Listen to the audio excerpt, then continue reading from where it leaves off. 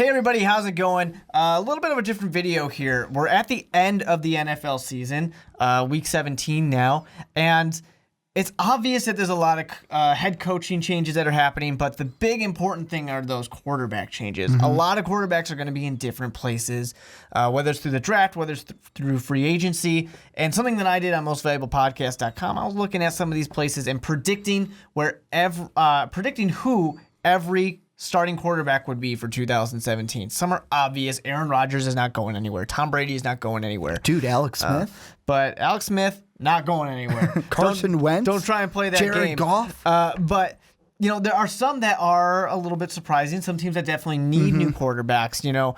One of the big ones that I would say really needs their new quarterback, and this is not a surprise, but that's the Cleveland Browns. The Cleveland Browns need a new quarterback. Do. Ricky, if you're the Cleveland Browns, who do you want as a quarterback? Well, there's several different ways you can go. You can go the draft, you can go vets, and if we're looking at the draft, I'm not touching any of those, especially with the 1st or the 9th overall pick.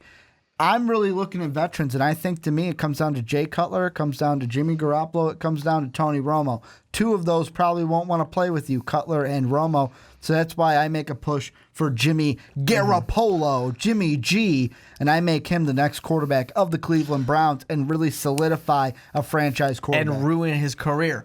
Yeah. No, I'm exactly the same way, though. I think that Jimmy Garoppolo is the obvious pick. And the reason why is you have to trade for Jimmy Garoppolo. Sure, you have to trade for Tony Romo as well. A team you've already traded with already when you got Collins. But the difference is Tony Romo doesn't want to go to Cleveland. He wants to go to a winner. Jay Cutler doesn't want to go to Cleveland. Jay Cutler just wants to get out of Chicago. But Jimmy Garoppolo is that guy who you are the team that has the most to offer the New England Patriots, because there's going to be plenty of teams calling. There's going to be a lot of teams interested. He could be better than Tom Brady if he brings the Browns to the Super Bowl. Let alone win it. For Cleveland, sure.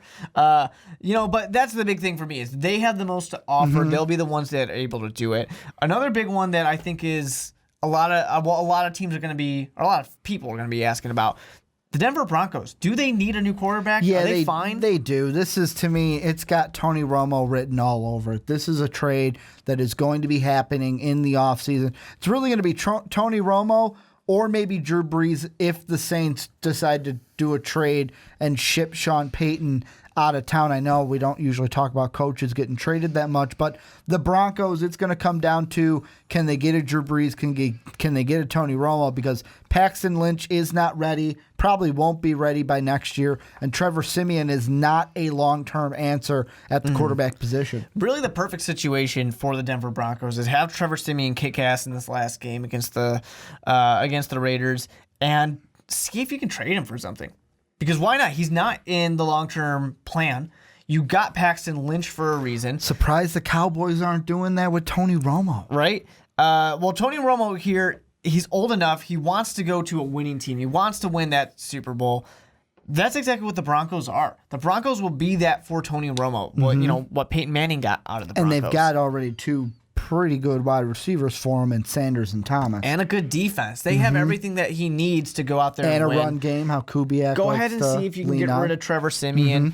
Let Paxton Lynch continue to develop for a year or two. When Tony Romo is ready to retire, then Paxton Lynch can come in and do it. It makes perfect sense. But is there any other team that you want to talk about, Ricky? Any other team that's interesting to you? Well, for me, the most interesting team is the one that had their quarterback change. And Brock the Cock, you give him all this money. Cock-a-doodle-doo, by the way. You give him all this money. You sit him week 16. He's not going to play week 17. Tom Savage is in.